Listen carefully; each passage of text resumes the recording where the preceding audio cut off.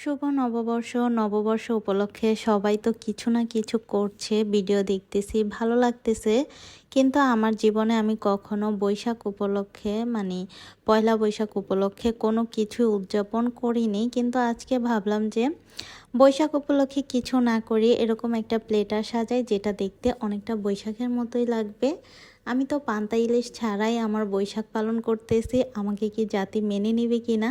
মেনে নিলে নিক, আর না নিলে নাই। বৈশাখ মানেই যে পান্তা ইলিশ খেতে হবে তারও কোনো মানে হয় না। আমি তো গরম ভাত দিয়ে ভর্তা ভাত খেয়েছি, তাহলে কি আমার বৈশাখের দিনটা যাবে না?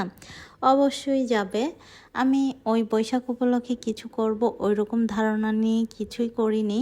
জাস্ট কয়েক পদের ভর্তা বানিয়েছি দুপুরে ভাত খাওয়ার জন্য। তো লাস্টে একটু আমি প্লেটারটা প্লেটিং করেছি, দেখতে সুন্দর লাগতেছিল এই কারণে জাস্ট। আর আমি এখানে মরিচ ভর্তা বানিয়েছি অল্প একটু চিংড়ি মাছ দিয়ে, গ্রানটা অনেক সুন্দর আসে এইভাবে ভর্তা বানাইলে।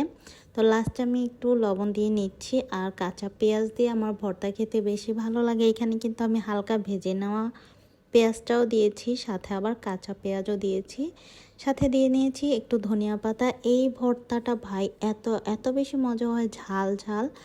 এটা তো পুরা কাঁচামরিচের উপরে বানানো হয়, এই কারণে এটা অনেক বেশি মজা লাগে। তো এই তো আমার ভর্তা এখানে শেষ। সরিষার তেল দিয়ে মাখানো হলে কিন্তু ভর্তা বানানো শেষ হয়ে যায়। সাথে আমি একটা তরকারি রান্না করতেছিলাম এখানে মাছের, সেটারও একটু ক্লিপ তোমাদের সাথে শেয়ার করলাম। আর সবাইকে একটা রিকোয়েস্ট করব, আমার চ্যানেলে নতুন হয়ে থাকলে প্লিজ চ্যানেলটা সাবস্ক্রাইব করে দিও, আর ভিডিওটাতে প্লিজ একটা লাইক দিয়ে দিও। যে পরিমাণ গরম পড়েছে, আমি একটু আইসক্রিম খেয়ে নিয়েছি। আর এখানে আমি একটু কই মাছ ভেজে নিচ্ছিলাম, বললাম না আমি একটু প্লেটার সাজাবো, ওই কারণে এই মাছটা ভাজা।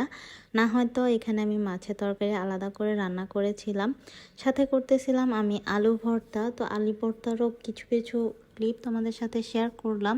এখানে ধনিয়া পাতা আর কাঁচা পেঁয়াজ বেশি করে দিয়ে নিয়েছি। প্রত্যেকটা ভর্তার মধ্যেই আমার কাঁচা পেঁয়াজ অনেক বেশি মজা লাগে, এই কারণে আমি ভর্তাগুলোর মধ্যে কাঁচা পেঁয়াজ বেশি করে দিই। আর সাথে করব আমি ঢেঁড়স ভর্তা।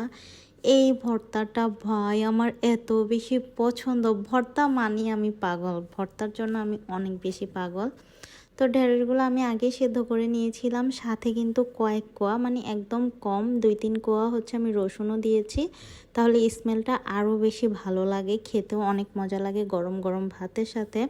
সবাই তো পান্তা আর ইলিশ দিয়ে করতেছে পয়লা বৈশাখ, আর আমি গরম ভাতের সাথে ভর্তা ভাত আর ভাজা মাছ দিয়ে করতেছিলাম আজকে পয়লা বৈশাখ। তোমাদের বৈশাখ কেমন কেটেছে চাইলে আমাকে জানাতে পারো কমেন্ট করে। আমার তো এই ছিল পয়লা বৈশাখ। এই দেখো আমি একটু সাজিয়েছিলাম ভর্তা ভাত আর মাছ দিয়ে, কেমন হলো কমেন্ট করে জানিও। আজকে ব্লগটা এই পর্যন্তই।